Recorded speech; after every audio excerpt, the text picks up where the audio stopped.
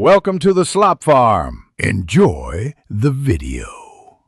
In this video, I will explain how to make burger air fryer.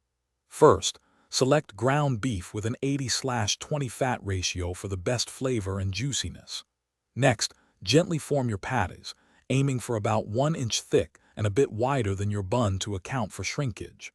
Finally, season both sides of each patty generously with salt and freshly ground black pepper.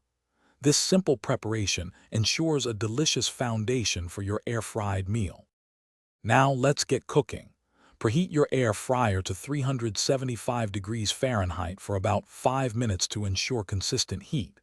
Carefully place your seasoned burger patties in a single layer inside the air fryer basket, making sure they don't overlap. Cook them for approximately 8 to 12 minutes, flipping them halfway through. This method helps achieve a beautiful sear and even cooking on both sides, giving you a perfectly cooked burger. To ensure your burgers are cooked to perfection, use a meat thermometer. For a well-done burger, aim for an internal temperature of 160 degrees Fahrenheit. If you love cheeseburgers, add your favorite cheese slices during the last 2 minutes of cooking, allowing them to melt beautifully. Don't forget to toast your burger buns in the air fryer for 1 to 2 minutes. This adds a delightful crunch and warmth to your finished burger. Finally, it's time to assemble your mouth-watering air-fried burgers.